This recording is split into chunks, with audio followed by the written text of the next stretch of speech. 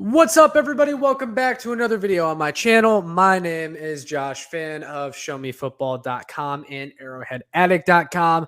I am joined by the Michael Darcy of KC Sports Report to talk about what just happened in this Chiefs-Chargers game as the Chiefs win narrowly 27-23 in the Arrowhead home opener for the 2022 season.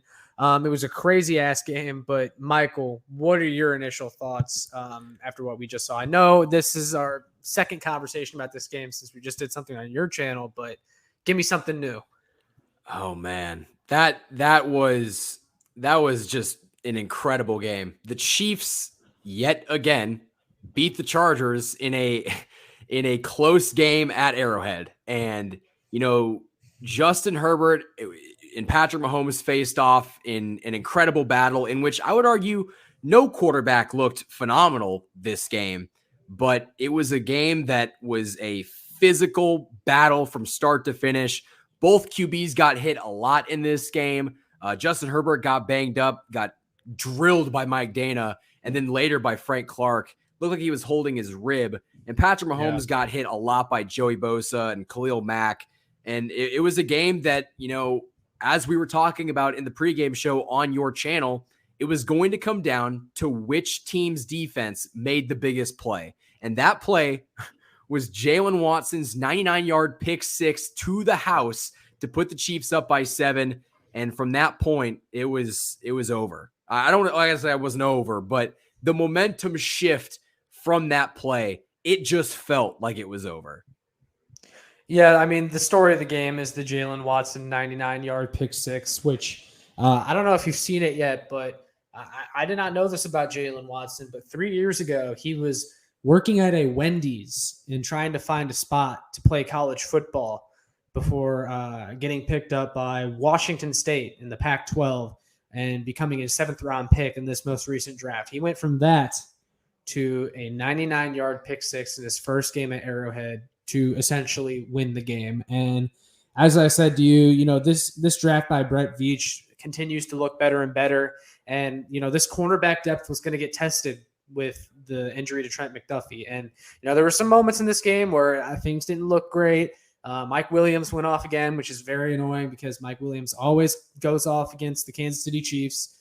But, when it mattered most, Jalen Watson, the 7th-round rookie, stepped up and made a play. And in general, the defense stepped up because, like I said on your video, I mean, this time last year, the Chiefs defense was absolutely horrible. And if Patrick Mahomes had another pedestrian game like he had today, not that Patrick Mahomes played bad or anything, but it's a pedestrian game by Mahomes standards. The Chiefs would have lost because the defense was just so bad. If last year Mahomes was pressing because he knew that if he didn't score on every single offensive drive, that the Chiefs would have had no chance. Well, Patrick Mahomes wasn't great tonight. He was fine, but he wasn't great. But it didn't matter because the Chiefs defense stepped up. They've improved from last year. They were flying around and making plays.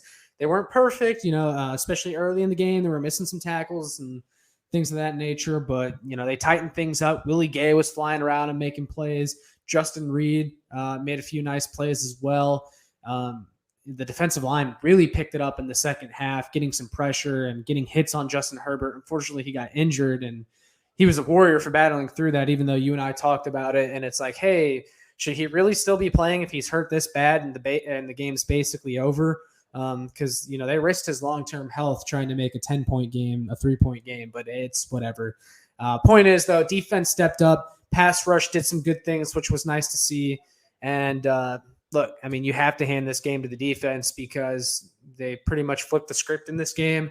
And the defense, like I said, this time last year, they would have lost. And I said in the pregame show that, I think the Chiefs offense will score enough points, but it's going to be on the Chiefs defense to slow the Chargers down, or else this thing could be a shootout. And that's what the Chiefs defense did. They slowed the Chargers offense down, especially in the second half. They were able to force some 3-and-outs, force the Chargers to punt.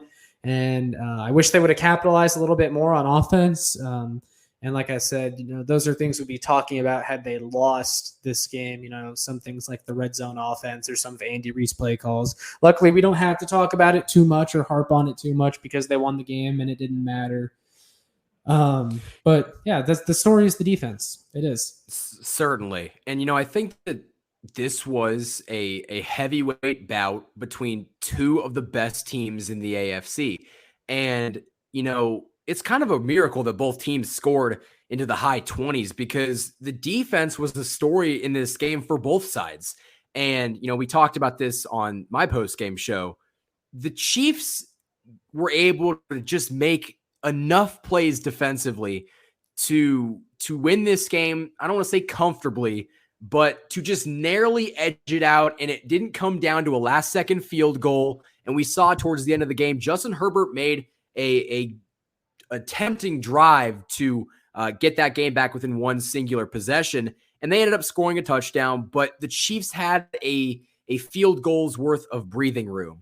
And I think that's important. And it just kind of shows you that the Chiefs had just enough of a cushion that it didn't come back to bite them. But the Chiefs defense just made more plays than the Chargers defense. And part of that has to do with just luck. I mean, Mahomes got really lucky with that Asante Samuel Jr. interception that got overturned because it hit the ground. And Mahomes threw a lot of balls tonight that went into the hands of the Chargers that it just didn't end up counting because the Chargers jumped off sides or something like that. And I don't want to say that Mahomes knows that he's doing that correctly every single time, but hey, he gets lucky. He gets lucky on a lot of these, and it didn't come back to bite him. Go ahead. Well, I know Mahomes is really good at taking a chance when he knows there's going to be a penalty, which is what I think happened on the one that ended up getting overturned. He knew the flag was coming, which is why he launched that. But then, I told you there's throws that he makes sometimes, and he does them a little too often. And he had a couple in the Bengals AFC Championship game where he gets a lot of the blame. It's throws where it's just like, Pat, what were you looking at? Well, what did you see there? Like, why? I mean, like the one that Asante Samuel dropped, I think it was Asante Samuel. But yeah, it got dropped. It almost looked like it was a pick at first. It's like, there was no Chiefs receiver within the vicinity of that ball. So like, I don't understand what exactly the goal was with that throw, but hey, it didn't matter. And I don't know why I'm complaining too much because Patrick Mahomes is Patrick Mahomes, and he's allowed to have a play like that every once in a while because he's Patrick freaking Mahomes. Sure. And I think that that's something that just comes with having an aggressive quarterback. And trust me, I like it because guess what? When that play happens and the Chiefs are able to capitalize, it's a thing of beauty because then the Chiefs turned a known penalty into a 30-yard gain or a touchdown gain. And we're just talking about how genius Patrick Mahomes is. So sometimes it just doesn't work out. But like I said, I mean, tonight it wasn't the end all be all, but hey, there were a lot of throws that were too close for comfort, shall we say. But again, I think we got to give a lot of props to our defense. Jalen Watson with the pick of his life, the 7th round draft pick. I saw that tweet about him working at Wendy's like 3 years ago. That just goes to show you how hard he has worked to get to this point. Chris Jones was an absolute menace in this game. He had 2 sacks. 4 pressures. People wanted him traded. 6 People QB hits. wanted him traded. They wanted him traded, Michael. It was crazy. Just his ability to impact a game is something that only Aaron Donald can do at the defensive tackle position. It's Aaron Donald, and slightly behind him is Chris Jones. I still remember comments that people left under some of my videos last year saying, oh, we got to trade Chris Jones. We should consider trading Chris Jones. Guys, that is ridiculous. Chris Jones and people, sometimes the Chiefs pass rush will be lacking, I've noticed, and immediately the blame goes to Chris Jones because he's the best player on the D-line. Hey, where's Chris Jones at? Why is he not doing anything? And I've always said Chris Jones is an interior pass rusher, and it's harder to get pass rush from the interior than it is on the edge. Yet Chris Jones is elite at it. But when you have no one else that's drawing attention, teams are able to focus on Jones and try to neutralize him. Early in this game, the defensive ends weren't really giving us much push. Then in the second half, when they started to break through a little bit, Chris Jones also did. And it's It's very obvious. I mean, you go back to 2018 when this D-line had D Ford and Justin Houston on the edges. Chris Jones had his career best year, 15 and a half sacks. So, like, Chris Jones just needs help, man. He just needs help. That's all. He's always been elite. He always will be elite. He just needs help. And the Chiefs finally gave him that with George Karlaftis and Carlos Dunlap. And maybe they get something on a Frank Clark in the future. I don't want to turn this into a Frank Clark stream, but yeah, I mean, I think that, the pressure in the beginning of the game wasn't great, but as the Chiefs normally do defensively, they turn it up when it really matters and they make big time plays down the stretch. And that's what they did in this game. And it's not how you start, it's how you finish. And the Chiefs defense have shown that they can finish strong in most games. And I that's the kind of aspect that I want to see specifically moving forward. Well, yeah, because I was never worried throughout this game.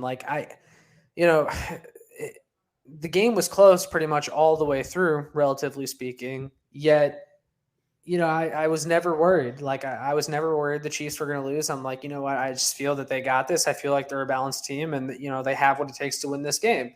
And that's exactly what happened. They pulled through and, they did their job. They won the game. And even if it was an ugly fashion, it's a win against the Chargers, who a lot of people are picking to win the AFC West nationally. The Chargers, they got Justin Herbert. They went all in this year. They acquired Khalil Mack and J.C. Jackson, and they added a lot to their defense. And the Chargers are all in this year, and they're a top team in the AFC. And the Chiefs won a game to give themselves an early division lead. I'll take it. No matter how you get it, I will take it. And I mean, in the Broncos, the Chargers have shown over the last 3 years and specifically over the last 2 years that they're going to play the Chiefs tougher than any other team in the AFC West.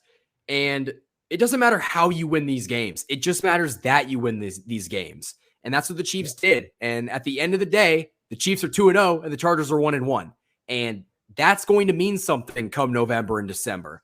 And that head-to-head matchup win, that's going to mean something 2 months from now. So again, it wasn't the prettiest game. There was some errors, there were some mistakes, but both teams were flawed. But that's just what's going to happen when you're playing when two teams that are regarded as some of the best in the NFL are playing each other. They're going to make the other team look stupid at times, and then the other team's going to look really good. That's just what good teams do to each other.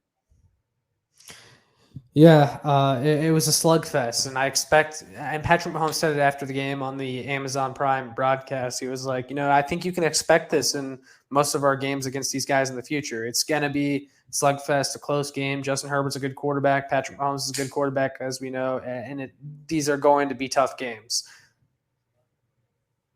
Yeah, and I'm, like I said, I know a lot of Chiefs fans, and I know we've talked about this too, that you want a comfortable win and you want one that is stress-free, but I mean, this is divisional football. It's never going to be easy. And I think the fact that they were able to win this game, they were up by 10 at one point, and the Chargers cut it to 3 with a touchdown. But I mean, that's about as stress-free as it's going to get, because I think that once Jalen Watson, I'm going to say that for the rest of the season. Once Jalen Watson got that pick 6, for me, I knew the game was almost over, because at that point, the Chiefs defense was clicking and our offense was not great, but they were starting to figure it out. And I just knew that, they were able to at least do enough to minimize the Chargers. And also, I mean, there was 4 minutes left in the game, so there wasn't a lot of time for the Chargers to work with. Yeah, I mean, I thought the last touchdown was kind of cheap. Yeah. It's not like you expect them to quit or anything, but I did think, it really didn't matter at that point. I wasn't really scared at all that the Chiefs were going to blow the game or anything like that. But it was nice to get a win. Last year, the Chiefs, they slipped up early and they had to work really hard to get the division back. They didn't get the division back till week 12 or week 13, somewhere around there.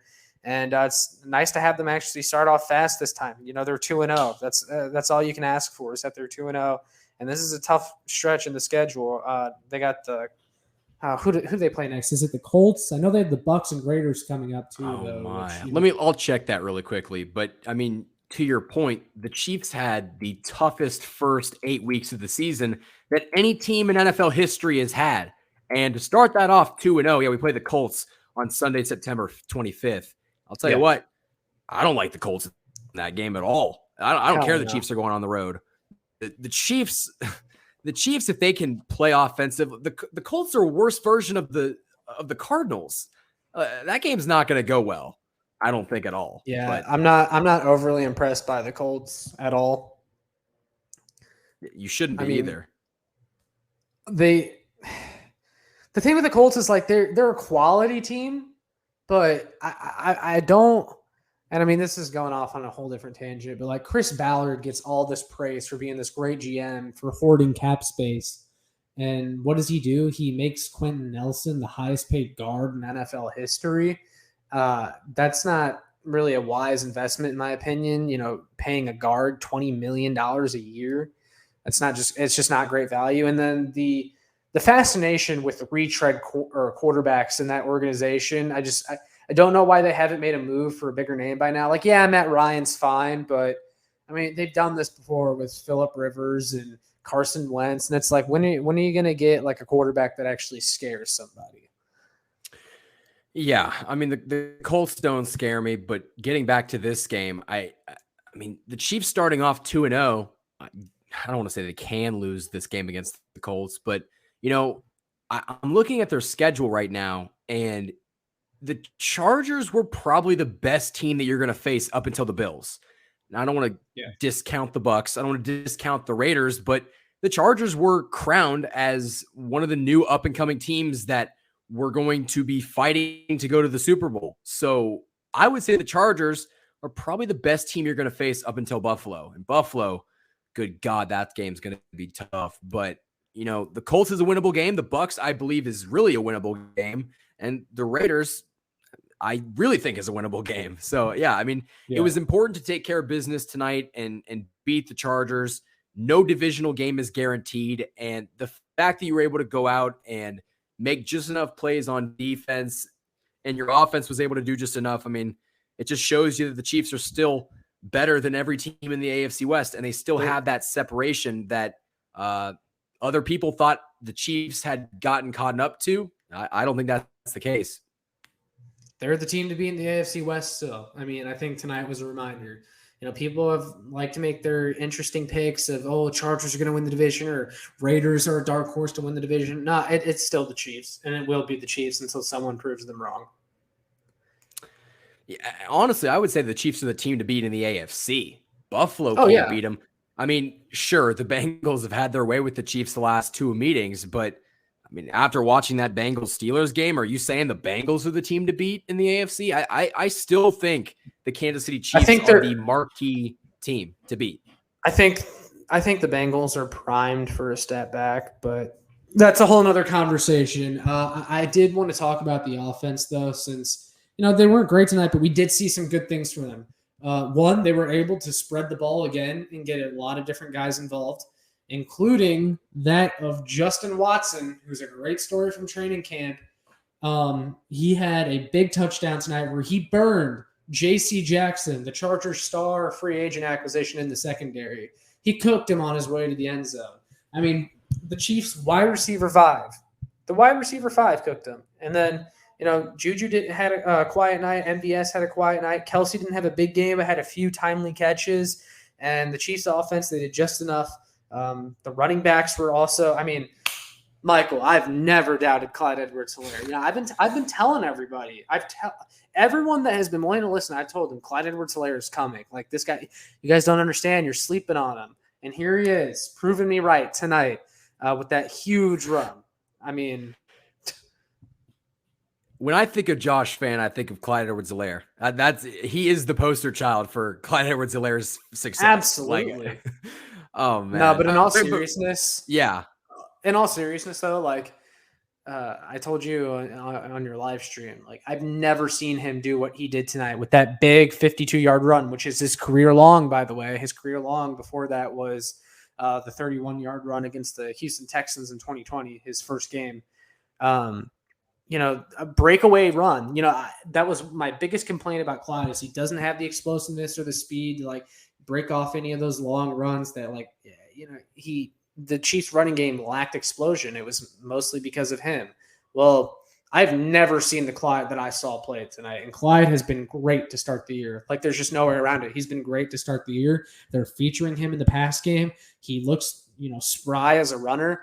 I don't know if I underestimated the toll that the surgery he had last offseason took on him, but he's looked good. I have to give him his props. He looks rejuvenated. Like just what he has been able to do in 2 games, it's a better sample size than what we saw all of last year, I would argue. And that's really encouraging because the Chiefs are going to need to see something out of Clyde Edwards-Helaire if this team wants to go deep in the playoffs. He is just as important to their success as anybody on this offense. And I would argue that he has more of an impact on this offense because he is the RB1 of this team as it stands right now. And if he can be this productive in every single game, the Chiefs are going to add a completely different dynamic to this offense. They're actually going to be able to run the ball effectively. And that's going to make this offense better. It's going to make this offense even more difficult to stop. And as I said earlier, I think it was in the pregame show or maybe it was the postgame show, if Andy Reid is utilizing Clyde in his natural ability to catch the football as a receiver, he was just as good as a receiver tonight as he was as a running back. If they can utilize him like that in every single game, we're going to get the best version of Clyde because that's just simply what he is meant to do. He was a pass catching back out of LSU that they didn't use him for that. And now they're starting to incorporate that part of his game into this offense. And I would argue that that has made him a better running back. Yeah, he definitely looks like someone that can be a solid contributor throughout the year, which we couldn't say about him in the past. He had his games where he just was a zero. And now he looks like someone that could be like a real factor. Like he just hasn't been that so far in his career with the Chiefs. I don't know if it's because he wasn't healthy or what, but he looks much better. And, he'll always still lack the athleticism that we want in a running back. But if he can make plays like he did tonight, like he did in week 1 against Arizona, I will take it all day.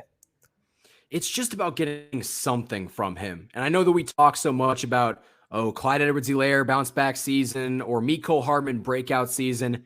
I think Mecole Hardman hasn't shown that, but right now Clyde Edwards-Helaire is showing signs of a breakout season.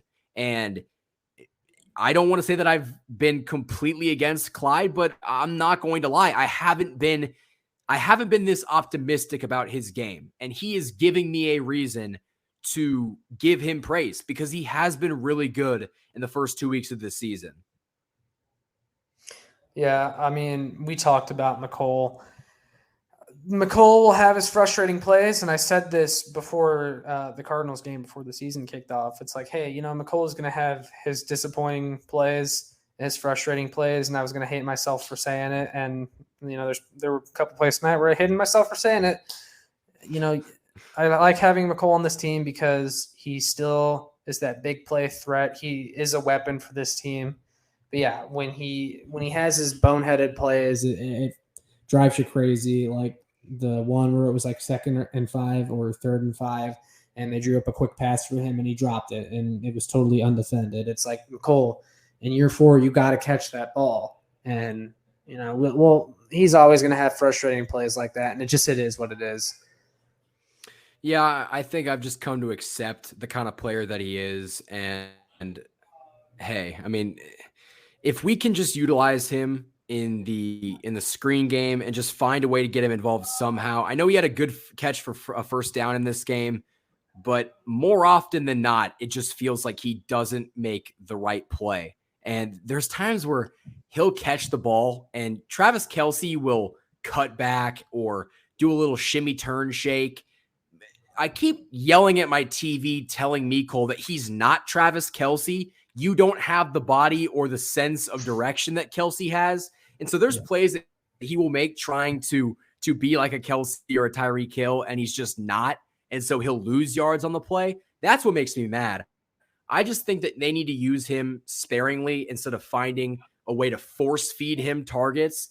I think that there's guys like MVS and Juju that are much more deserving of targets because those guys are going to give you the best chance for big plays and give you the best chance for touchdowns and just give you a better overall chance of winning the game. So I think it's important that moving forward we see less of a force feed and production to meet Cole and more of just a natural, oh, he's open. Let's try this. But I also don't like the fact that they went to him on some key downs because it ended up hurting them. Yeah, and it's always going to be like that. Luckily, the Chiefs that they have other options, and they don't have to feature McCole. A positive for the offense tonight. Another positive though is I thought the offensive line settled in really well as the game went on, especially Orlando Brown, who we've had our doubts about. Andrew Wiley had some trouble with Mack and Bosa at times, but overall, I thought the offensive line had a solid game. Mahomes did not get hit nearly as much in the second half, and the first couple drives kind of, they hurt to watch, but I thought the offensive line did all right, especially in run blocking too. They opened up enough holes tonight for the running backs to get some good chunk plays. Run blocking, they're elite, but there was a lot of times in the first half that I was disappointed with how poorly they were against the Chargers front four and the pass rush because, well, to a certain point, Joey Bosa, I don't want to say that he's a dirty player, but there was a clear instance of him going for Mahomes' ankle after the play was done. Like that's just, if we would have done that to Justin Herbert, we would never hear the end of it. But if it happens to Mahomes, it just kind of gets swept under the rug. No flag was called on the play. And I'm not begging for flags. And I told you, no. And there was a lack of flags tonight where it's like, oh, come on, refs. Like, did you not like the Kelsey getting body slammed? It's like that has always been an unnecessary roughness as long as I've been watching football. That gets called every time for unnecessary roughness. What was not unnecessary roughness about it this time that it got no flag? I don't know. That didn't make sense to me. But I'll tell you what. I'm glad they didn't charge Mike Dana with roughing the passer because it's not like Dana was a clean hit. Fell on him. It was a shot. Yeah, I mean, it's unfortunate that Herbert got hurt, but it was a clean hit and a freak injury. Like it happens. Yeah, and I would argue that it was more of the repeated hits in the same place that got that rib feeling like what it was because it was, I think Noddy hit him in the rib, Clark hit him in the rib, Dana got to him, and Dana was the one that kind of knocked him to the ground first, but he was taking hits all night. And man, this was a game in which both teams' O-lines didn't really protect their quarterbacks at times, and their defenses made some good plays and also made some really bad plays. Like for the Chargers, they made some really good plays defensively. They got the Chiefs off the field with Derwin James making some big time hits. And there was also some times where their number one cornerback, JC Jackson, got cooked by our fifth wide receiver, Justin Watson. So, and for the Chiefs, I mean, there was some times where they were able to get the best of the Chargers with Jalen Watson getting that pick six, but they also got cooked over the middle by Herbert, and they moved the ball pretty well in the first half. So I honestly think that both these teams played a similar style of football tonight, making kind of the same mistakes, but one team's mistakes just outnumbered the other team's mistakes. Yeah, I mean, like in these close divisional games or a game against two really good teams, it's always going to kind of come down to who makes less mistakes and who's winning the turnover battle. And tonight, the Chiefs won in those categories. They made less mistakes, and they did. They came up clutch, and that's why they won tonight. Absolutely, and it doesn't matter if this game was pretty. It doesn't matter if this game was ugly.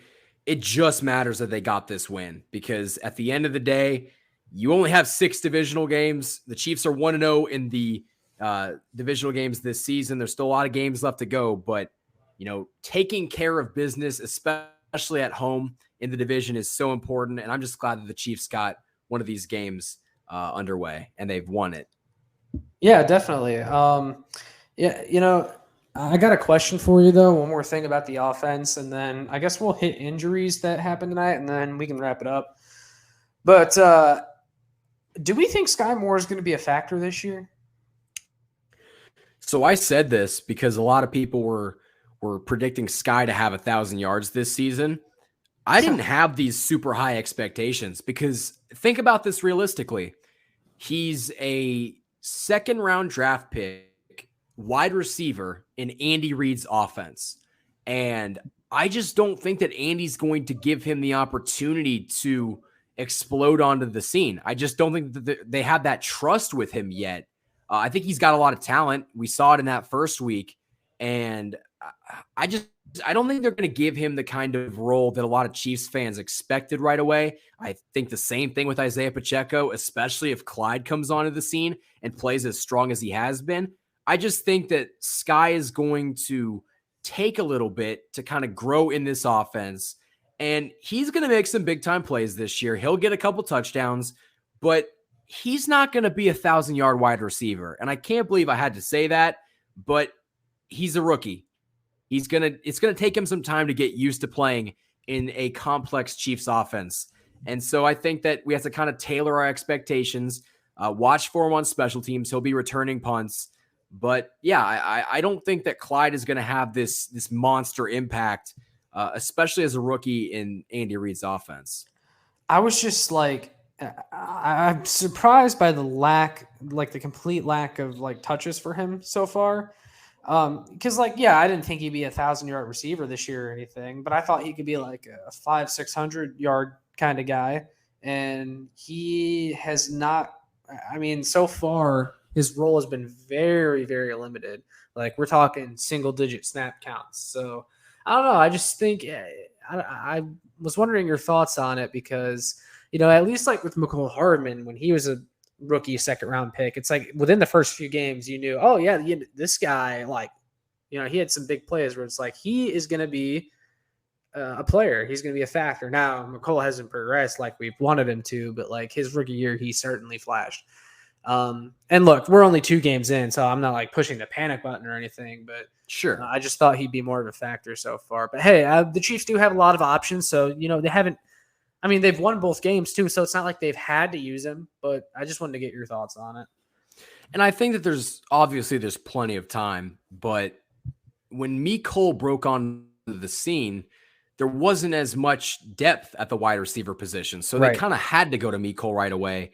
And that's really not the case with this wide receiver core because the Chiefs have 3 solid options with Juju, MVS. I guess Cole is above him. Or we'll put Travis Kelce above Cole. And that's 3 options that are before him and 4 if you throw in Mecole Hardman. So I just think that he just kind of falls to the wayside right now. But again, it's early. He's going to have a lot of time. I expect a couple of these wide receivers to get injured. And so that's going to give him an opportunity to get on the football field. But yeah, I just think that people were expecting him to have this huge impact, and it just hasn't been the case so far. But I'm not pushing the panic button at all. Yeah, no, I wanted to get your thoughts on it. So injuries from this game. Andy Reid said Mike Dana had a strained calf. I was worried about his calf injury at first since he was immediately ruled out, but I figured maybe it was so late in the game that they just told him, hey, like you're going to sit this one out. But a strained calf isn't too bad. I'm sure it can linger for a while, but the good thing is it wasn't a real bad Achilles injury or anything like that, because that's kind of what I was thinking when it first happened, because I didn't see it on the field.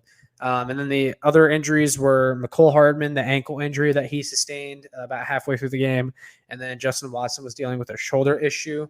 But otherwise, no major injuries, which is a good thing. Always nice to come out of a game without any major injuries.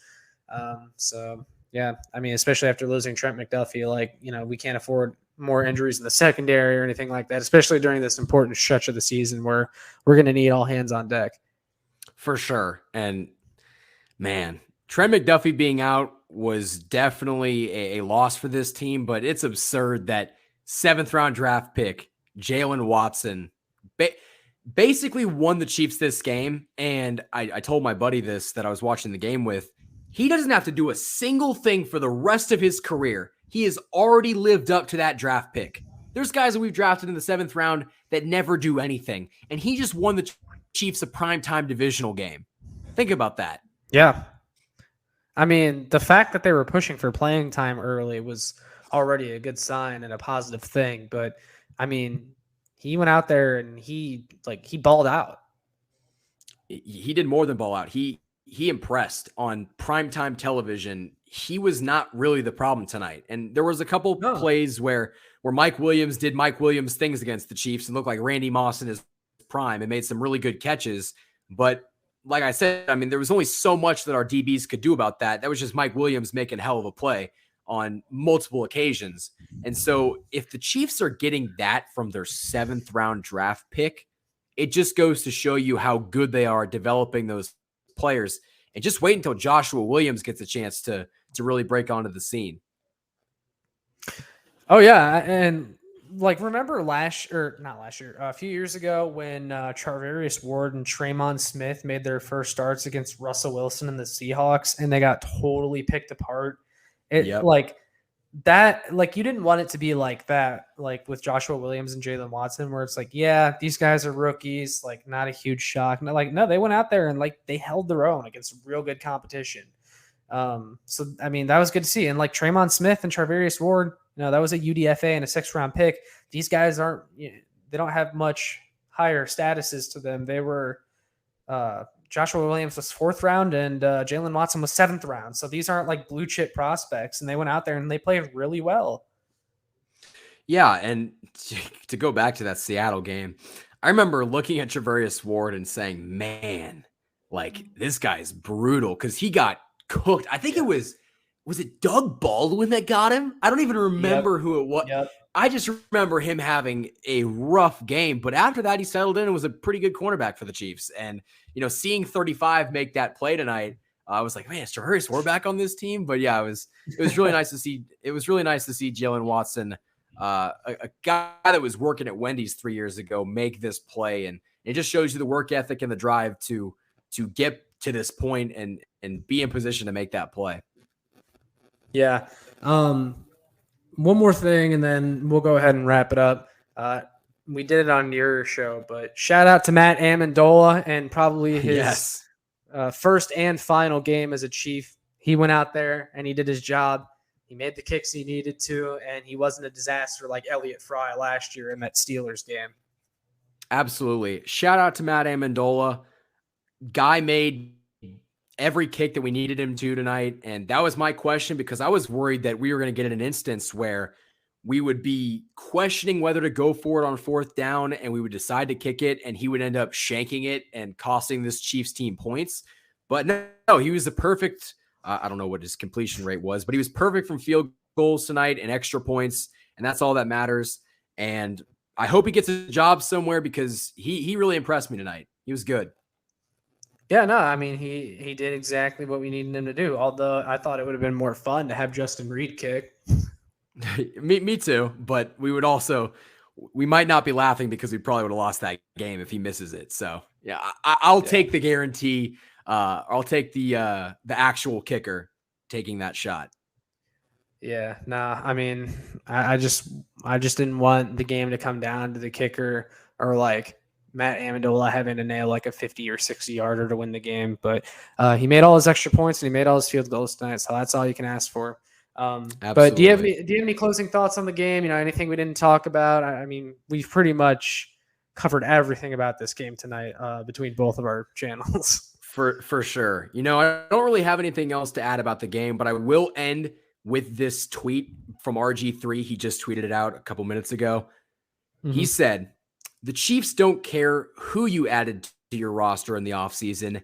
In all caps, they still own the division. It's funny that one concern people had was the Chiefs defense, and they end up making the play that wins them this game." Enough said. RG3 has been with the Chiefs the entire offseason. A lot of people thought the Chiefs were going to be last in this division, and right now they're first. Granted, there's a lot of season left to go, but if the Chiefs keep improving and playing the kind of football that we think that they can, they're going to be first in the AFC West, and they're going to be laughing at everybody else because a year in which we thought they were going to be down, or a lot of people thought they were going to have a down year, It's not looking like a down year. I'll tell you that. No, their stock is definitely up from this time last year, where this time last year, Clyde Edwards-Helaire fumbled the game away against Baltimore, and I told everybody, I said, guys, don't blame it on Clyde. Clyde is going to have a breakout year next exactly year. What you said. I told everybody. I was like, yo, he's going to be back next year. Like he's going to have a revenge tour, and all you haters are going to be like, oh my God, I can't believe I ever doubted Clyde Edwards-Helaire. Yeah, I mean, we have been unwavering Clyde supporters. The DMs and the receipts that you guys will provide will only further show that. But yeah, shout out to Clyde, because he has been exactly what we thought he was going to be. Definitely shout out to Clyde. And also shout out to you, Michael Darcy of KC Sports Report, for joining me tonight. And where can the people find you and your content? Sure. Josh, it's been an absolute pleasure. We cranked out a lot of content today. As for me, you can follow me on Twitter. That is at KC Sports Report. Instagram, we just hit 2,000 followers on the Instagram. That is KC_Sports Report. You guys can obviously find me on YouTube. That's just KC Sports Report. And check out the website. That is kcsportsreport.com. All right. Sounds good. I'll have all that linked in the description. And as for me, you're already here. You might as well go ahead and hit that subscribe button, like, share. Some more Chiefs fans can find this. You can also check out my work on showmefootball.com and arrowheadaddict.com. But we will see you all in the next one. Go Chiefs.